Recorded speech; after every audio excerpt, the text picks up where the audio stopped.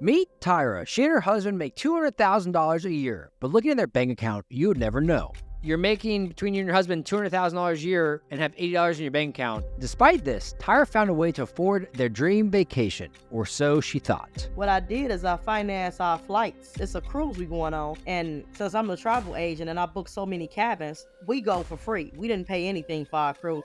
You're not going for free if you're financing on a firm? Yeah, well, I had to get the flights. Now, Tyra is facing a harsh reality. But you can't afford to go on this vacation. Well, I thought I could. Caught between living the life she wants and the reality she can't escape, is Tyra headed for financial disaster? My name is Tyra Necia Johnson Morris. I'm 40 years old, and I'm calling in from Chicago. Awesome. And Tyra, what do you do for a living out in Chicago? I wear many hats. Primary one is I'm a paraprofessional with Chicago Public Schools, which paraprofessionals, we aid and assist the children who have special needs. I am also into acting. Like, that's like a part-time thing. For instance, like the TV show The Chi, they called me to do background work with them. And I'm a travel agent. I also do taxes as well. Like I prepare tax returns. So I wear many hats. Break down the income from each of those four things. We'll start with the paraprofessional. How much do you make a year doing that right now? Well, let me just clarify this, that I am a substitute paraprofessional. And what I do is I go do day-to-day assignments, and that income varies. So the base pay for a paraprofessional is $40,000 a year. But I don't always get there because, of course, as a substitute, I don't go to work every day. I may want to go and I may want to do some on-set work with the Chi. This year, I want to say I made about roughly $30,000 doing taxes. And let me see, and then with 4-star casting, that's the acting that I do with the Chi. That varies as well. Like I was on set yesterday, and prior to that, I was on set last week, and they give you a base pay. So I want to say, like, last year with the acting, I probably made about $1,500 because I didn't really get called a lot. Then they went on a strike for the writers, so we were out of work for a long time. But I'm eager to see what it is, what I made this year, because I've been going quite often. And then on the paraprofessional, what are you estimating to make this year? Are you paid hourly on that right now? I'm assuming then, and what's the hourly rate? Hourly rate is $25.02, but I think we may be getting a raise. I'm not sure. I'm a little bit. I know they owe us retro pay. Okay, and how many hours a month would you say you work in that role? Never thought about how many hours I work a month. What about a week? I would say that I aim to make 40 hours a week, but I'll say anywhere between 30 and 35 hours a week. Okay, so if you're doing 30 hours a week, then you're bringing in close to $3,000 a month from that job before taxes. Yeah, and after taxes, we're gonna say it's about $2,500 a month. Okay, so we'll say $36K a year from the paraprofessional, $1,500 from acting, and then you said $30,000 from the tax return. So this year you're projected to make $68,000 then, roughly. Is that right? And travel. Oh, travel agent. I forgot about that. What about that? How much you making there? Now, that right there with travel commission, I want to say probably about $16,000 in travel commission. Dang. Okay, another 16. Okay, so that's putting you over $80,000 this year in gross income. Then does that sound about right? Yeah, sounds about right a little bit. Just mind you, this is all guesstimates. I really can't say. I don't know for certain because I have to sit down and actually look. You really don't. What did your income say for your tax returns for 2023? 2023? Ooh, Jesus Christ, what did it say? You got to know these numbers, especially if you return or you're doing other people's taxes. Yeah, but mine, it was a little different. I want to say I probably made it roughly $60,000 when I did my taxes. Okay, so 60 last year, and then on track this year to be a little bit more because you made $15K more with tax filing this year. Okay, and are you filing single or are you filing jointly with your husband? Neither. I'm filing head of household. And is there any other income in the family? Well, my husband's, and we actually we own a 2-flat, so, and that's all him. So I say about from people renting, roughly about $15,000 from him, and with him, his income varies because he gets overtime at work. Like last year, he made $131K. If we're taking home over $80,000, your husband's making over $100,000, then we got a good income coming in then. So based on that, how do you kind of rate your current financial situation on a scale of 1 to 10? 1 being horrific, 10 being picture perfect. Well, I'm going to say it's in between horrific and picture perfect for me. We talking about me. And the reason I say that is because first of all, as a substitute paraprofessional, I don't get work over the summer. And travel, it only happens when somebody wants to book a trip. And with the taxes, that's tax season. So right now, I am like sort of kind of in the rough patch. Almost got me thinking about going back to drive Uber again, but it's just too dangerous. I just got to pray before I go out. Let's dive into current assets and debts then that you sent over. So from what I see, we have $58,000 in student loans, $600 in credit card debt, and then $324 in a title loan. You said how much in the title loan? $324 is what you said? That's a month. That's what I pay a month. The title loan was actually more than that. The title loan is roughly about $7,500. That's what I owe on it. Oh, that is okay. That is a monthly payment of $324. Okay. And the credit card, is that $600 a balance, or is that your minimum payment on your credit card? Well, that's what I pay a month towards my credit card. Are you carrying a balance on your credit card? Do you have debt on your credit card right now? I would say roughly I'd probably say about $2,000 on credit card debt. Okay, I see that now on the credit cards. One of them was $500, one was about $200, and one was $100. So has that gone up a little bit, I guess, your credit card debt then? No, still the same. I try to stay away from the credit cards. Okay, I would suggest if you're carrying a balance. So I'll move that. What I see in front of me is $1,000. You said $2,000. Do you know which one it is? I can't say. I don't know. I'm sorry. We'll go off what I have in front of me. It looks like it's just about $1,000 in credit card debt. Actually, about $900, but so $900 in credit card debt, $7,500 in title loan, $58,000 in student loans. So that's $66,400 worth of debt. Then assets. Current value of your car looks to be about $2,100. You said for your 2014 Buick. Do we have any retirement accounts or any other investment accounts? No, but we plan to get one. Me and my husband actually talked about it. A Roth account, I think he said. That's the account where the money grows. Yep. We'll talk about that today then to figure out, okay, how do we set yourself up for success investing for your future? And then in your bank account right now, what is the total balance in there right now? At the time that you sent this over, I'm seeing about $3,200. Is that about accurate where you're at right now? Nope, I wish it was. I just had some more bills. Like I just had this check engine light that came on, so I probably got $80 in my account now. $80 in your account? Ooh, what has happened? Yes, and not to mention that thing that I sent you. Remember, I told you I sent it to you before, and you said you didn't get it, so I had to go back and find it. That was from probably a month ago when I sent it in. Yeah, I mean this ended June 24th, so that was 20 days ago or so. Yes, and so we've gone $3,000 out the door and some change over the last 20 days. Mm-hmm.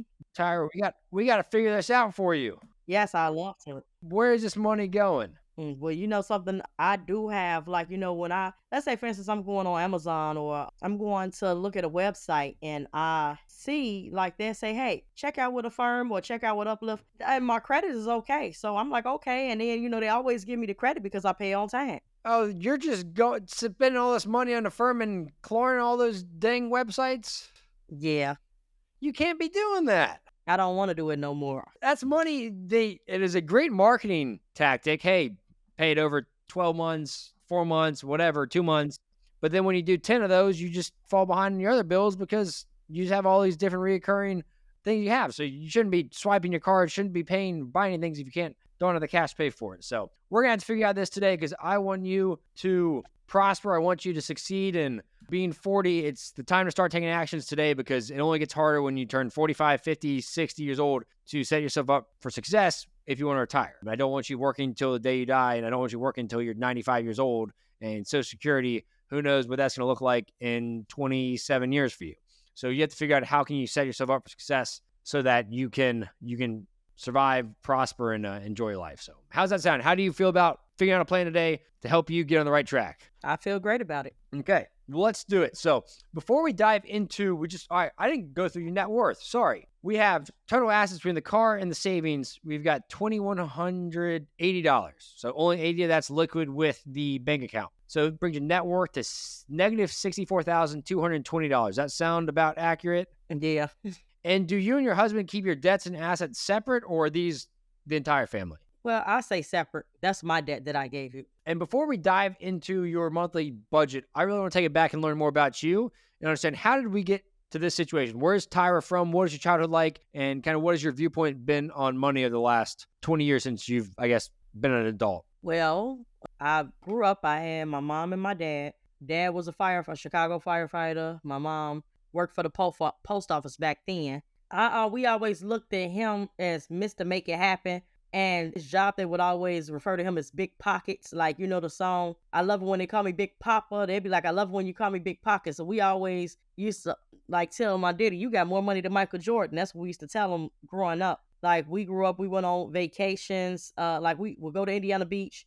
And my daddy, he said he took us on road trips, but I was too young to remember. But yeah, we would get on the road without hesitation and just take road trips. So I don't really, I mean, I guess, like, you know, the reason I'm the way I am is because I say my daddy set the standards pretty high. Would always wanted to live this lifestyle where I want to go out of town and I want to always have nice things because that's what we had growing up, me and my sister. Okay. So the bar is set high, and that has gotten you in some bad habits, it sounds like, with buy now, pay later and other things, because you want the nice things. And there's nothing wrong with having nice things. It's just making sure that you set yourself up for success, have those things, and don't go into debt with it. Now, another thing I could say, my mom, she, on the other hand, she was probably the one, this is how it was. My daddy was the one who would get the money.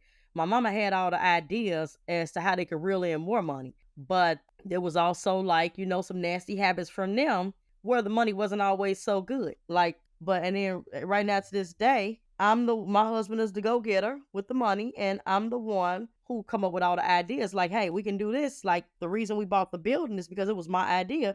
Instead of getting the house, let's get a building and the tenants can pay the mortgage. And then I come up with the travel industry and all of that. You know, I created our LLCs. I tried, but I just need to become more disciplined. That's my problem. Oh, and did I mention, like, as far as the travel industry? I had an Airbnb too. I also operated Airbnb in Chicago. And so after the rent, then it's just like, I don't know, with that it's hard to say what it is because we can't dictate and determine who's going to book what and when. But I do know the rent was $19.17 a month, and then we still got other expenses like buying toilet paper, paying the internet bill, and the light bill. But other than that, you know, Airbnb is pretty cool. I want to say the reason I made the decision to sign a lease again with them this year is because my husband, we tallied up everything, and we made $42,000 last year from the Airbnb. But you got to factor into the equation that we have to pay the rent.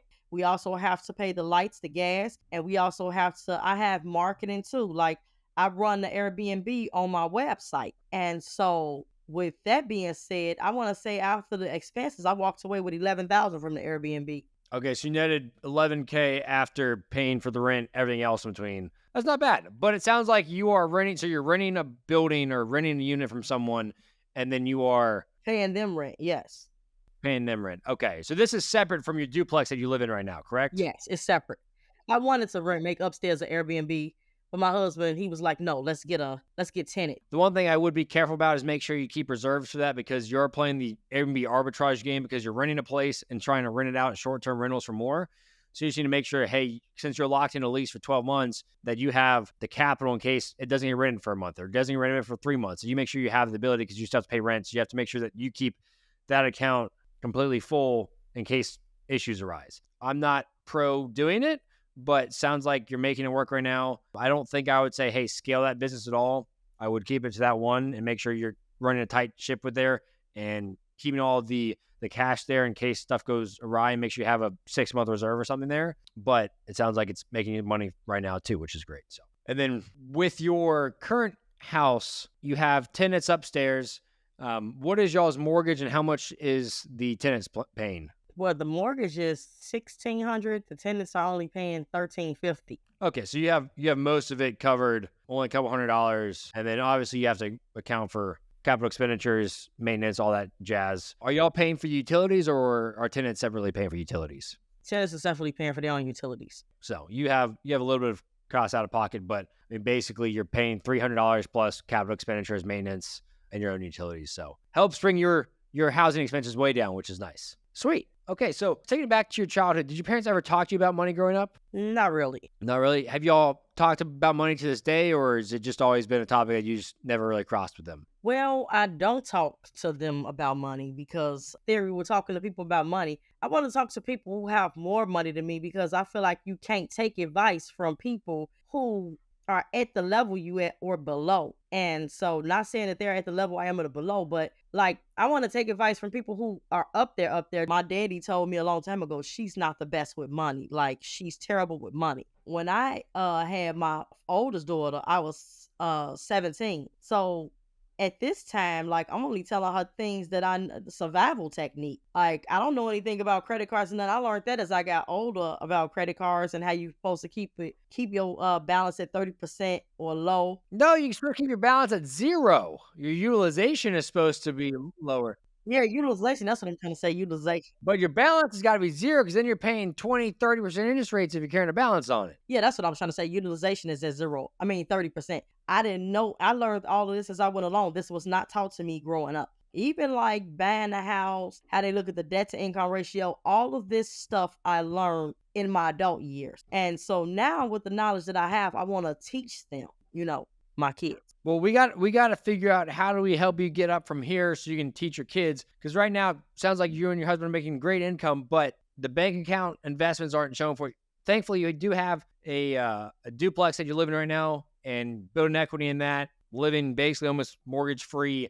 But with $80 in your bank account right now, no retirement accounts. We have to figure out how do we go from here because you're making great money with the MB arbitrage you did, made $11,000. Obviously, that needs to be cash reserves, but then you got $80,000 across the board from your other stuff. And it's like, we got to figure out where's this money going so that you can be saving and investing for your future. And you can teach your kids about that along the way. What is a Roth IRA? How do you invest into it?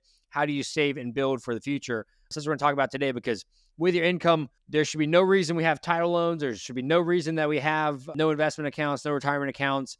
And there's no reason we should be carrying a balance on credit cards. So now, the reason I took the title loan out, this is how that happened. This is how the title loan happened. So my husband came home and he was telling me, oh, I took out this loan. I took out a loan to, I did debt consolidation and I got rid of my debt. And I said, oh, okay, cool. So when I go to the same company and I try to do it, they didn't approve me for what the same thing they approved my husband for, but they said we can do a title loan with you. And I said, okay. And so I've been okay with paying it every month, but now it's like, sometimes, the debt sort of it ain't as bad as it was, but it did kind of seep back in.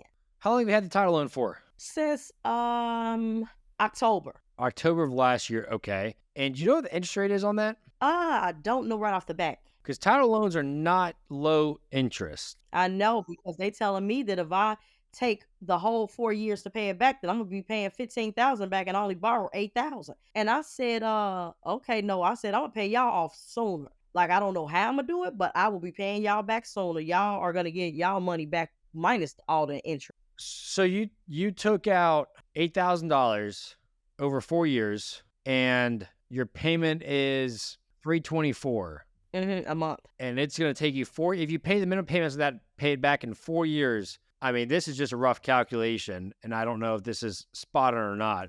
That puts your interest rate about 38%, somewhere in that ballpark. Because you said your balance is, you started in October, your balance is only down to $7,500, so you've been paying on it for 7 months. I'm about to look it up right now to see what my balance is. Give me 1 second. You put on this sheet $7,500. Right, that was when I first calculated everything. Let me see. Yeah, 75. And they keep calling me like, do you want to increase your budget? No, but if y'all want to slash this one in half, then we can talk about that. Does it say what the interest rate is? 33%, 33. Just say 34 because it's 33 point. That's the annual percentage rate. 33.99%. That's the annual percentage rate. That's worse than a credit card. Yeah. So your first year, if it's 34%, your first year you basically pay $3,600 and some change, and basically over $2,500 is going towards interest alone. And so your balance only goes down about $1,000 in the first year, which is horrific. Wow. Okay. So we got to really figure this out, Tyra, because you make too much money to live like this, too much money to be paying 34% interest rates on loans and having credit cards. So we're going to dive into your monthly budget first and figure out where's this money going and what can we do to change your current situation. So On your monthly budget for this year, we said somewhere around $80,000 is your gross income. If we account for 25% taxes, that would put your net income about $60,000, which would be about $5,000 a month that you're bringing on average. Obviously, that fluctuates with your substitute teacher job only happening during school months, and then your tax roll only happening in the spring. But on average, $5,000 a month. Your mortgage, utilities, all that, you put zero. So does your husband cover all utilities? Yeah, he does. He covers everything. Okay, car insurance, $263, gas, $230, no car payment. We do have the title loan, which title to your car is basically a car payment at this point with $324. Is the car the collateral, I'm assuming, with that? Like title loan, typically when you go to title loans, you have to give them your car title for the loan. Yes. So your car is the collateral for the title, which is $324, is basically a car payment. That brings your total auto and transport to $817, groceries $350 a month, subscriptions $211. What are we spending $211 on subscriptions for? What is that? Does that include phone plan, or would you have every subscription? Yeah, that's the phone bill, $211 a month. Phone bill, okay. That's me and my husband's phone. I pay that. And I'm assuming you have financed the phones in with that. Yes, T-Mobile, and we pay for the iPhone 14. So $50 a month for the phone, then another $50 for the line. So $100 a month for the phone total. Okay. So they get you the 0% interest-free payments on the new iPhone, newest, latest, and greatest iPhone, and then they jack up your phone bill with that. Get you hooked. We've got personal care. You put $300 between hairstyling and pedicures. Yeah, because I take my kids to get their hair done. Well, you said $140 for kids, and then you have yours $150 and then pedicure $180. So and the pedicures, that's me and my daughter together. Okay, that is y'all together, and you get your hair done every month. You get pedicures every month. Well, I take my daughter once a month to get her hair done. Me, I go every 2 weeks. Pedicures every 2 weeks. You get your hair done every 2 weeks? Yes. Why is that? Because that's like the way my hair is short. What happens is like I go get it curl, perm, and all of that other good stuff. So every 2 weeks, like the hairstyle only lasts so long. Could you survive it going longer? I can survive without getting my hair done. Yeah, we can cut that off. How long could you survive? 2 months? Do you think you do once every 2 months? I'm trying to think, because see, the thing is, the reason I have to keep my hair done, I feel like, is because I'm working in the public. I work because of where I work. Yeah, but can't you do some things at home? And like, I mean, I get my hair cut like every 3 months. And so my reason is like, you have $80 in your bank account, but you're spending $150 a month on your hair. So it's like, what are things that you can change right now that can drastically affect your situation? If you don't get your hair cut for a month, hey, that's double your bank account balance that's back in your bank. And like, these are the types of decisions you have to make to get out of debt and start changing your family tree. Okay. So something to consider. Yeah, we got to figure out. That's one of the things I'd definitely be like, hey, those need to go. Unnecessary haircuts, even if you cut it back to once a month or every 6 weeks, that can make a drastic difference in your current situation. Affirm, you put $500 a month. Is that for one single item? Is that a bunch of items? What's happening on the Affirm side? It's a bunch of items, and that's one thing I could do, cut Affirm out. So you have $500 a month in Affirm payments right now? Yes, roughly. Affirm and Uplift, they're the same. So we're going to say that because what I did is I financed our flights to because it's a cruise we going on. And not to mention with the cruise, since I'm a travel agent and I booked so many cabins, we go for free. We didn't pay anything for our cruise. You're not going for free if you're financing on Affirm? Yeah, well, I had to get the flights. That's the only thing we got to. But you can't afford to go on this vacation. Well, I thought I could. When's the cruise? August 5th through the 10th, but I got a $4,000 commission coming back from it. For you going on it? Yeah, I'm a travel agent. But why are you getting paid $4,000? You would still get the commission if you're not on the cruise. Yeah, I do still get a commission if I don't go on the cruise. So why don't you not go on the cruise? You don't have Affirm payments. You get that $4,000. Well, because I was. And then guess what? Then you can wipe off half this title loan and be close to getting out of debt. You're right. If I didn't go, yeah. I mean, these are the things. If you want to achieve financial success, if you want to get out of being a negative net worth, and you want to grow your wealth, these are the types of decisions you have to make. And like right now, if you don't have the money to buy something, whether it's a flight to go on a vacation, even if you get the vacation for free, if you're financing the flight, you should be going on the vacation, because that's money that could be going towards paying off this 33%, 34% title loan, $300 back a month in your pocket once you get that title loan paid off. That'd be going towards paying off these credit card bills so you don't have interest coming from credit cards anymore. Then you start attacking the student loans, and then you start investing. But like right now, if you continue to live. Hey, I mean, it's great you're making $4,000 from the trip, from the commission. But if you take every single dollar you ever make and spend that back on vacations, flights, whatever it is, then you're never going to get ahead. And that's how a lot of Americans operate, is lifestyle creep. You got a $4,000 commission coming. Hey, we're going to go finance flights and we'll be paid off once we get that commission. And then guess what? That $4,000 bonus or pay literally means nothing, because it doesn't put you ahead or change your financial situation at all. All it does is get you a week vacation that does not get rid of any of your debt or put any money in your bank account. So my personal point of view, with your current situation, having $8 in your bank account, there should be no reason we're going on a cruise that is not required. And I don't know any cruise that is ever required, frankly. But I think it's phenomenal. You're getting that commission check, but financing flights to go on that trip is only putting you and your husband further behind in your entire family. What do you think about that? I agree. I didn't look at it that way. I had a guy named Mark on my show last fall, and him and his girlfriend at the time were paying off $80,000 of debt. And he came on my show and told me he just booked an $8,000 cruise for him and his girlfriend to go on in like 3 months. And he was so excited about it, he surprised her with it.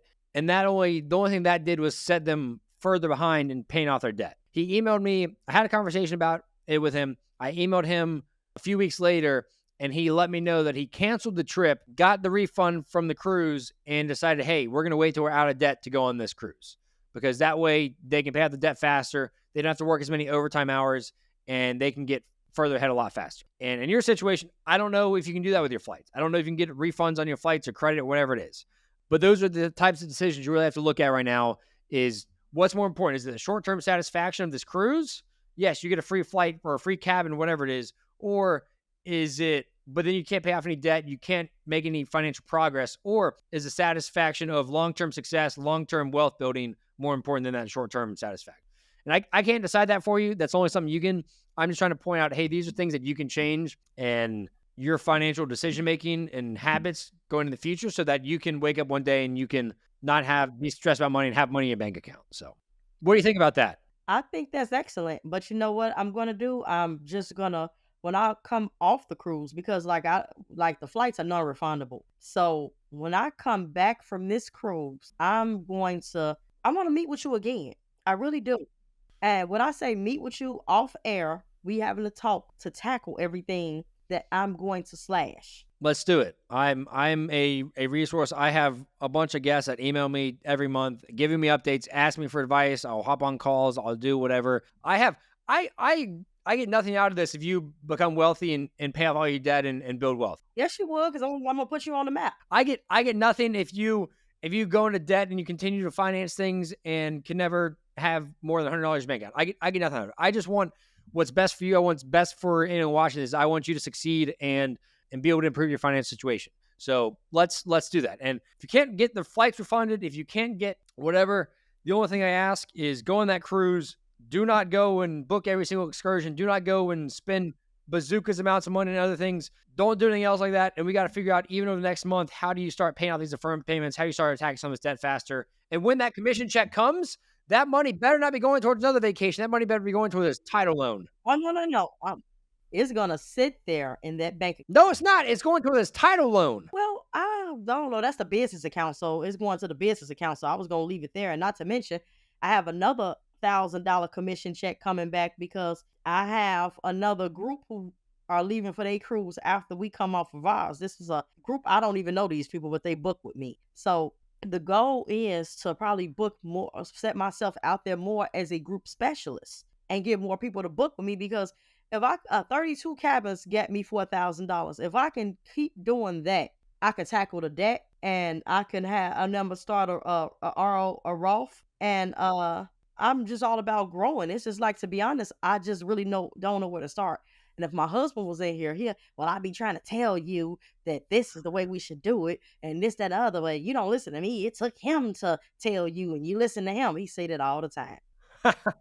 For all of your total expenses, we have total fund money, $1,300. We have total living expenses, $2,500. We have the debt payment on the title loan, $324. Your credit card minimum payments are... They are $39, but you know what? I always go pay $50.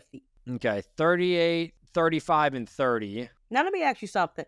Do you suggest, because my grandmother said this years ago, once I pay my credit cards off, I cut them up. Do you suggest I cut my credit cards up? Because I'm just thinking this is a old elderly lady, rest her soul. And that probably was the only thing she knew because I'm almost certain that her mother didn't teach her anything about credit card. So it depends on the person. And given your situation where we're carrying a balance on a credit card, we have a title loan, and you're making between you and your husband $200,000 a year and have $80 in your bank account, I would say you should not be using a credit card. Okay, and another thing I'm thinking about doing, starting back driving Uber. Well, let me finish on the credit cards first. So some people say cut them up. Some people say don't do that. It'll hurt your credit score. Given y'all already in a house, credit score really doesn't matter. We're not going to go finance things because that is currently destroying you right now. So let's stay away from it. What some people say is, hey, take your credit cards, cut them up so you physically can't swipe them. You can keep the accounts open so your credit score doesn't go down, pay them off, whatever, leave them open. Other people say, hey, lock them in a freezer, like basically a thing of ice, so you physically can't get the card out of it. Others say close it, whatever. Out of those three routes, I don't care what you do. I just care about you not using it. I'll just put them in the drawer in my room and I won't be tempted to think about it because I'm going to remember this conversation. Because the thing about credit cards is the same thing with Affirm. It is allowing you to swipe a card and pay for something that you don't have the cash to pay for. Those flights on that cruise, if you weren't using credit, if you weren't using Affirm, you wouldn't have bought it because you have $80 in your bank account. But because there's tools out there like credit cards or like Affirm, it's very tempting to go buy things where you don't have the cash to pay for. And the only way to get ahead in personal finance is to spend less money than you make. And things like Affirm and credit cards allow you to do the opposite and spend more money than you make. I'm pro no credit cards if you carry a credit card balance. If you have always paid your credit card off in full every single month, never paid interest, sure. If you want to keep a credit card open, I don't care. But I do care when you carry balance and you pay interest because that's just unnecessary fees that you should be keeping in your own pocket and allows bad behaviors. Does that make sense? Mm-hmm. And then one other question. Student loans. What is your monthly payment on your student loans? And do you know what your interest rate is on your student loans? Well, the interest rate is 0 right now. But, at one point in time, I was giving them $100 a month. Now they switched a provider, and I'm having the hardest time getting in touch with this provider. I don't know what's going on.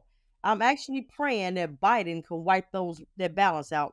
But I don't know. I hear a lot of people say he got theirs, but he ain't touched mine. So my plan is I'm just really hoping I land a good acting gig so I can pay that off. Do you want to depend on the government to wipe away your problems? Yeah, I know that sounds stupid, right? I wouldn't want to. I don't know if he has wiped away some student loans depending on certain criteria. He tried to wipe away $10,000 from everyone, and that did not go through. But I personally wouldn't want to wait around for whether it's government or someone else to solve your problems because guess what? No one cares more about you than yourself. No one is going to take care of you more than yourself. So it's either you decide to take action on yourself or you can wait around all day, but you might be dead before something happens with student loans. I don't know. So that's what I was saying. I was given $100 a month, but they switched the provider. I know who the provider is, but I have the hardest time contacting them. It's almost like I probably need to figure out a way to email them because on the phone, it is so hard contacting these people. It's like never anybody that answer the phone. Yeah, so that's something you have to figure out because, student loans resumed, so your payment should not be 0 right now. Your interest rate should not be 0 right now because student loans are resumed. But that is something very, very important you need to do. You need to figure out, get in contact with your provider, get into your account online, and figure out what is the interest rate, what is your payment on it, and how can you pay these off faster. We'll talk more about paying off debt. Oh, one thing, the lady who helped us buy this building, this is what she told me, and I actually took her advice. But I took her, it's like several different increments of the loan. Maybe I took out $4,000 this semester and another $3,000 this semester. She said go individually and pay those off. And I said okay, and I actually knocked one of them off. It was $2,700. And I paid it off. And it probably felt good. Said it probably felt good. It did, and it's gonna feel better because that's my plan to that's a plan that I want to execute to get more of this out the way, more of the student loans.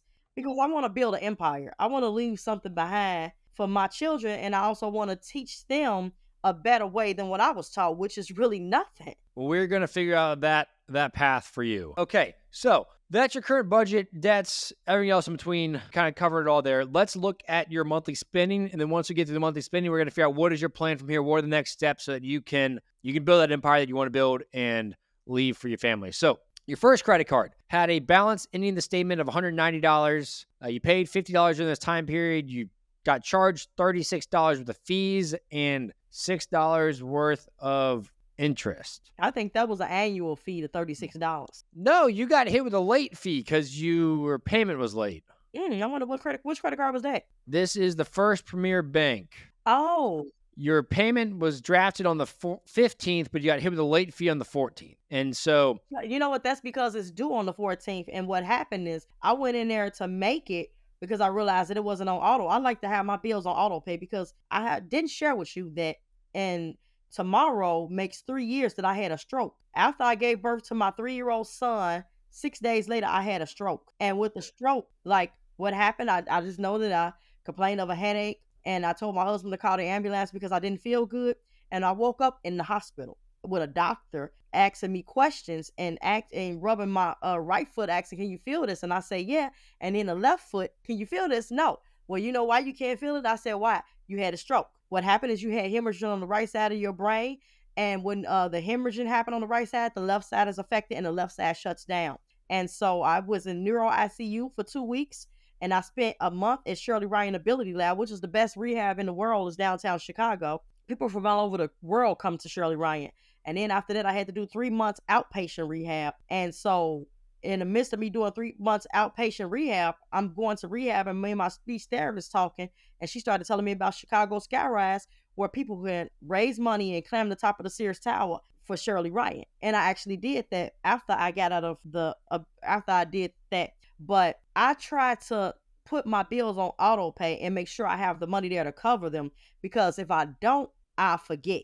And that comes from the stroke. Yeah. And auto pay is definitely, you need to make sure you have that set up, and so you're not getting hit with these late fees. But you didn't spend anything on this credit card this month, so that's good. But we need to get it paid off. And then, frankly, I'm a fan of, hey, if you have 3 credit cards, narrow it down to 1 because it's just easier, so you don't have multiple different places you're looking. But let's move to the next credit card. So this next one, First Premier Bank, it's a second one. That one is, you had a balance of $512, paid $50 towards it. You spent $42. You had $12 in fees, $16 worth of interest, so your balance was $532. You got charged a monthly fee of $12 on a credit card? Yeah.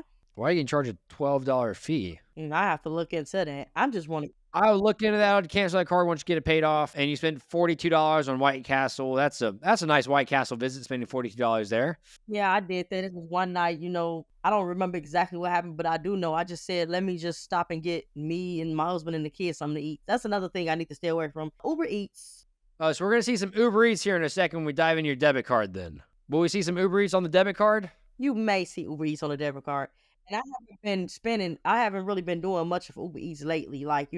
Lately, I got a whole bunch of meals that I prepare because I'm trying to lose weight, and I got them in the freezer. So that's what I typically do. And I cook at home for my husband and the kids. Okay. Well, good. Yeah, cooking at home is good. Do you know between those 2 credit cards how much in interest and fees you've paid this year? How much? $312. I'm getting rid of those credit cards as soon as I pay them off. That is because interest, you're spending money you don't have, and late fees and other junk fees that you're getting charged. So that's why credit cards are not your friend right now. It's $312 that can be back in your pocket. On this other credit card on Chase, you spent $67 on Amazon on June 21st. What was that? I'm trying to remember. When did I buy June 21st? I don't even remember. Probably wasn't important then.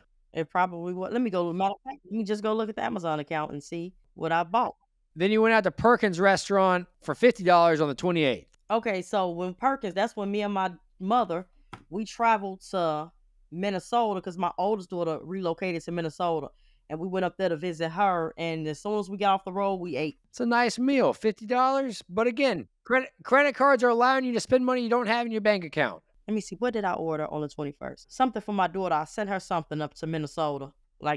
Something like, some cooking utensils and things. Okay, so being a nice mom, but you got to take care of yourself first. So let's go through the bank statement then. So you started the statement with $445. You had $14,000 in deposits. You had about $11,000 in transactions, and you ended the statement with $3,200 in your bank, which we said is now down to $80. So you got a bunch of different deposits through here. Income. What is TPG Products, LLC? You got $9,000 from them on May 30th. TPG? I believe that is taxes. That's probably something that I think TPG, that's the tax bank. Okay, yeah, it is a tax product group. Okay, so they're paying you for your services there. Mm-hmm.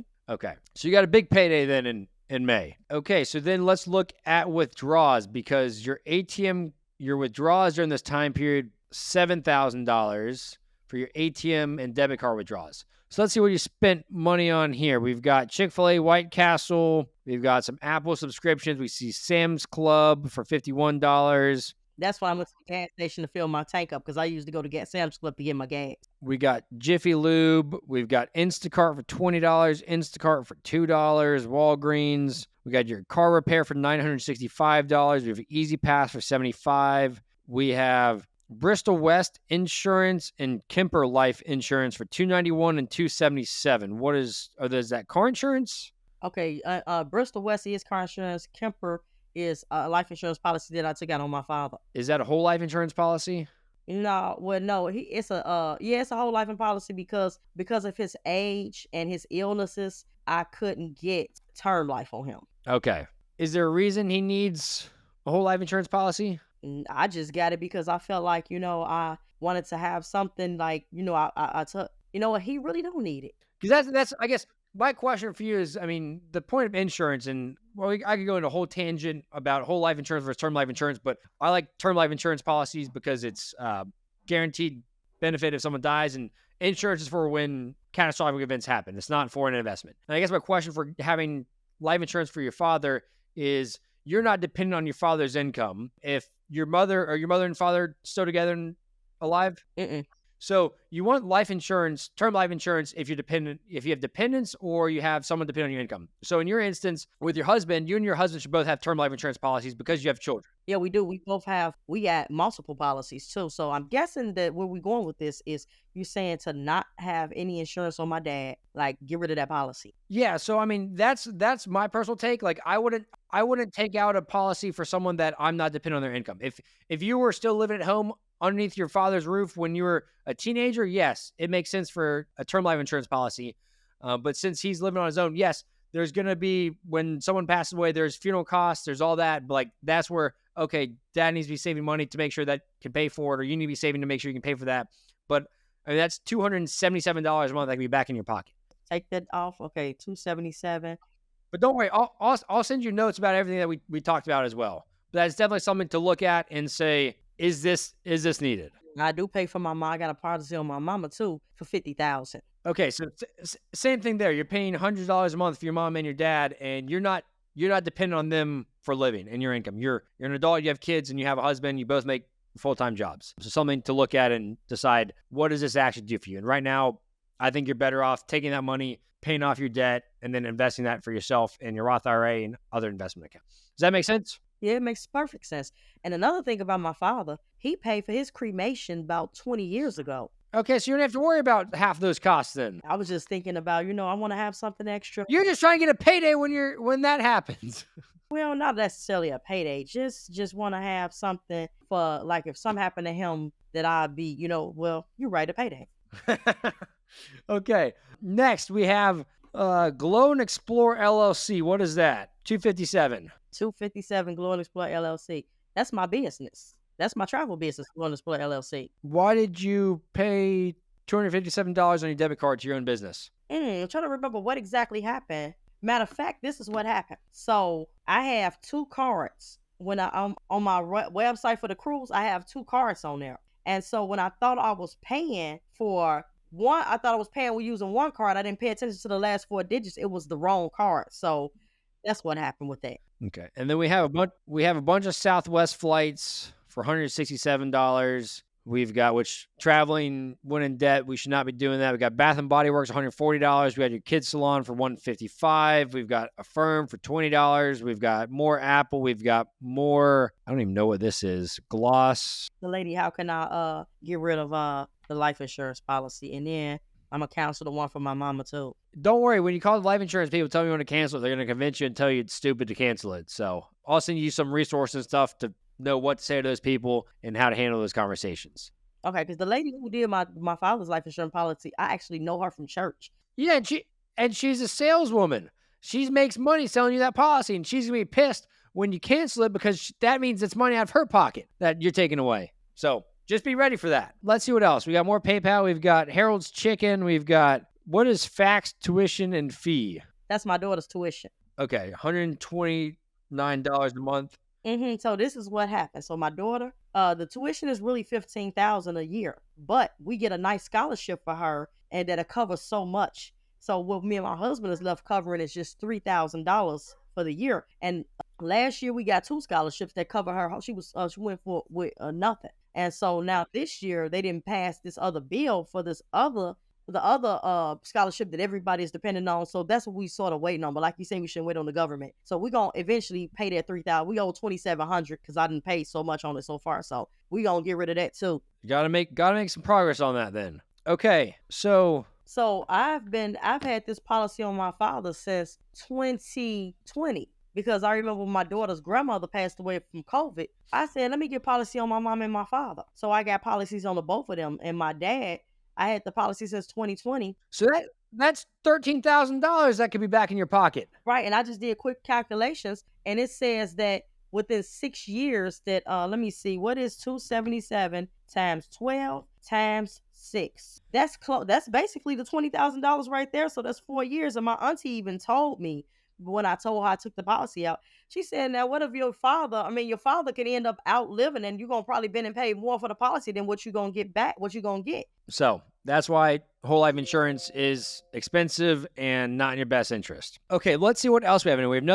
We have another Southwest transaction for $546. We have your AT&T bill for $179. I pay my daughter's bill that month because she's in Minnesota by herself, and she got my grandson.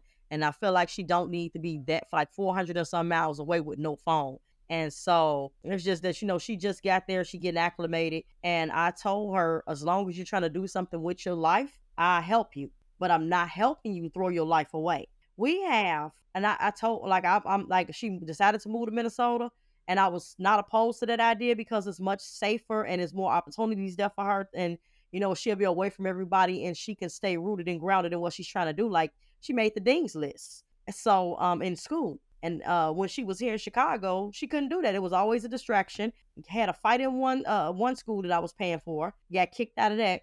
And then another school I paid for her to go, and she ended up not graduating. So she's there, she's doing better, and that's what she needs. And so I tell all my kids, because me and my husband also have a 25-year-old in Indiana. Like, as long as you are doing something with your life, we don't mind helping. And I have nothing. There's nothing wrong with helping kids as long as you're not enabling them. My one concern though is when you're helping kids, when you're not helping yourself first. That's where I feel like the line kind of gets crossed, because right now Mama's got $80 in her bank account. She can't afford to breathe herself. How can you expect to help other people as well?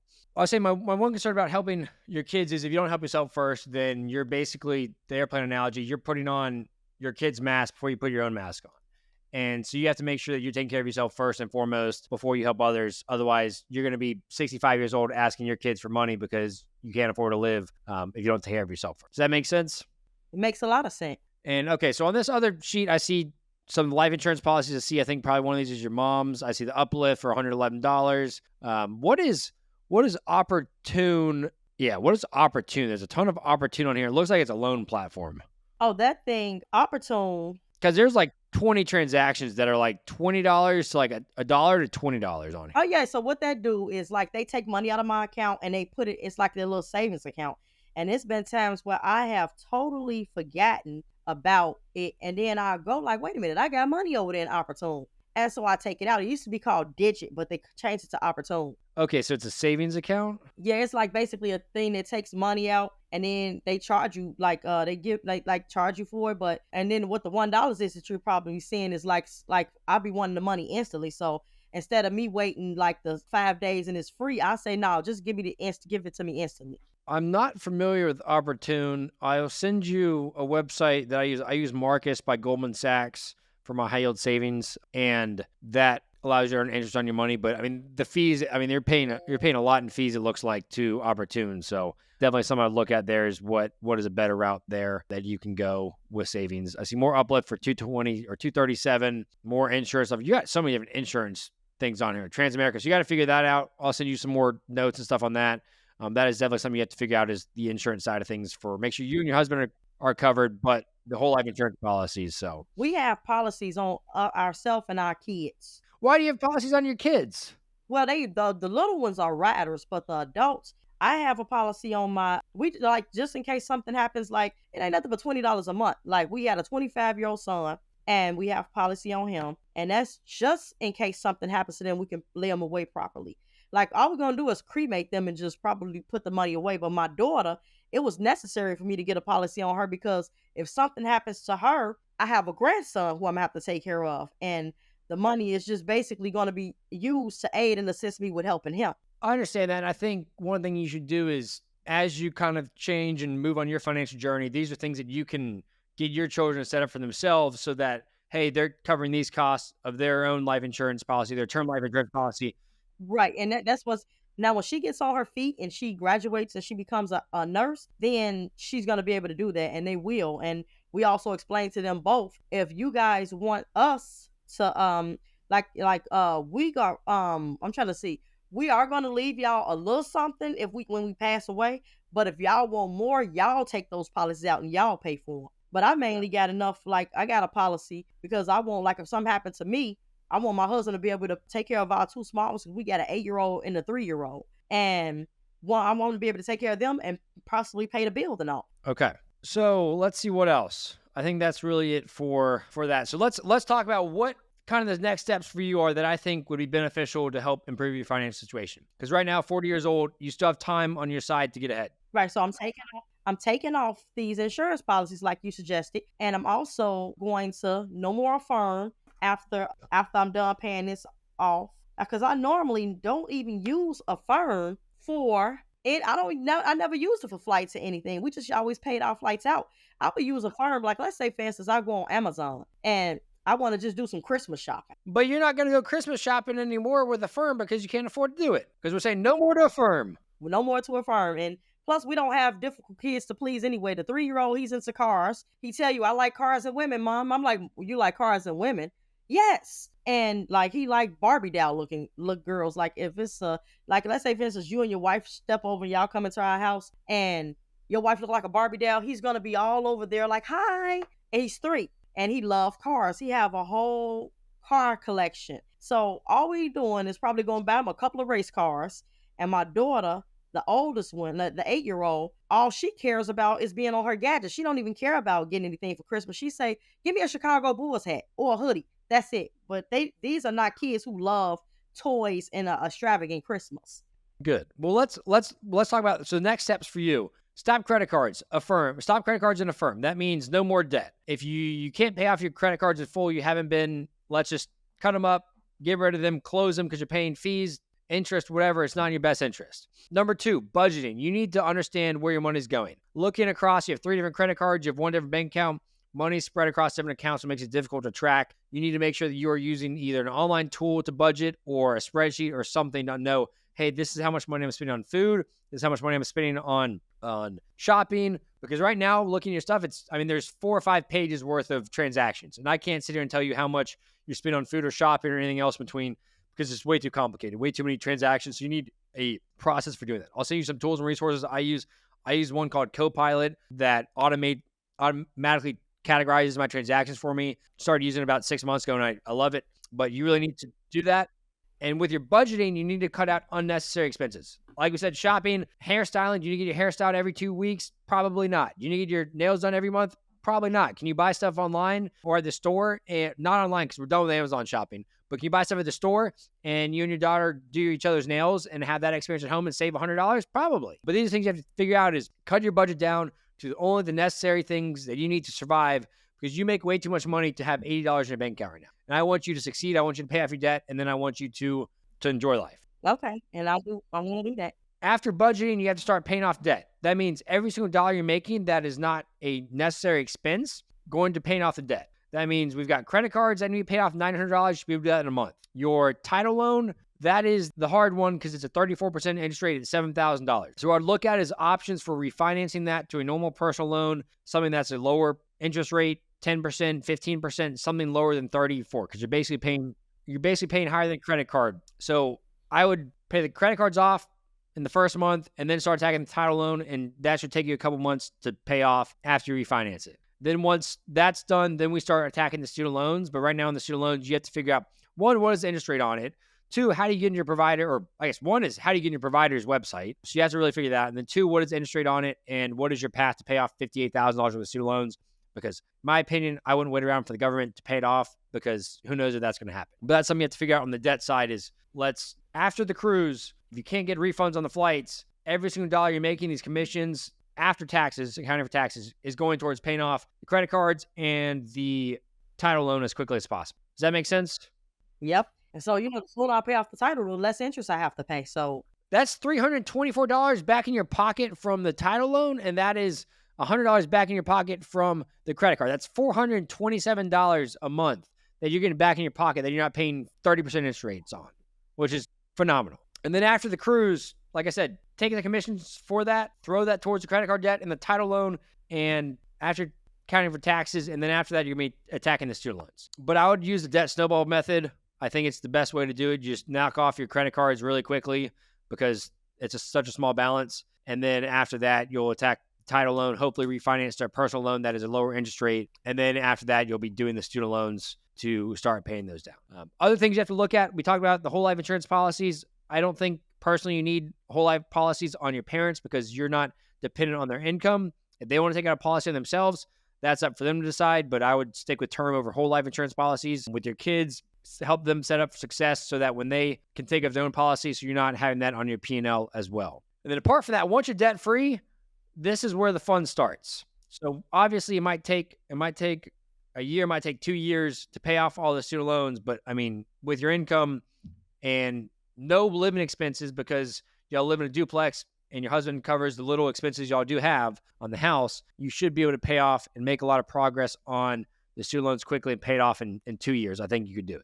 But once you're out of debt, this is where it's important. 1 is you need an emergency fund. An emergency fund is for when life happens, when things break. So your car, for example, your car had $1,000 worth of expenses last month. That's what an emergency fund is for. When you need new brakes, when you need new tires, or something goes out in your car. Or for houses, for example, a rainy day fund when the AC needs to be replaced or a roof needs to be replaced. That's what, let me show you what Opportune does. Give me 1 second. I'm going to show you what it does. I hope you can see it from here. I could start doing it here. Create a goal. I can make one of it into a rainy day fund. It saves the money for you. So that's important to do once you're out of debt, because right now it doesn't make sense to save money in a bank account when you have 34% interest rate, title loan, and credit card, because you might earn 4 or 5% in your savings account, but in your credit card, you're paying 30% interest rate. So I think that's a great thing to do. Find a system that works for you with. It's a high yield savings account. I don't know enough about Opportune to say anything about it, but it looks like you're getting charged a lot of fees. But yes, setting up a rainy day fund for things that happen. But typically, people suggest 3 to 6 months worth of expenses. So if your normal expenses are $3,000 a month, you need $9,000 to $18,000 in your high yield savings account for your rainy day fund. Whether that's you lose your job, your car breaks down, AC unit goes out. That way you have money to survive those types of things that happen in life, because life does throw you a curve. Does that make sense on an emergency fund? Yes, it does. Then after the emergency fund, investing is what's the next step. And right now, probably the best thing to do is, like you already mentioned, a Roth IRA, because it grows tax-free. I'm a big fan of the Roth IRA, learning about investing in index funds. I'll send you a lot of resources on investing. We could talk all about investing right now, but tackling the debt is more important. Tackle the debt first, and then we can start talking about investing. And we can have a follow-up in 3 or 6 months that we can talk more about investing when you start making progress, or a year or 2 years from now when you have all the debt paid off. Hey, let's start honing on investing. But I'll send you a lot of resources in the meantime. But you still have the ability to build a lot of wealth if you pay off all your debt and then start investing in your Roth IRA and do that within the next couple weeks. If you wait till 50, it's going to be very difficult. But if you start attacking this debt now and start making a lot of progress, you can retire with a lot of money. So that's why it's very important to pay off the debt now, because the older you get, the harder it is to build wealth, the harder it is to save and invest money. So does that make sense? Kind of the next steps for you? Yes, it does. But I'm going to be cheering you on, Tyra, and I hope this was a beneficial conversation for you. It really was. Now,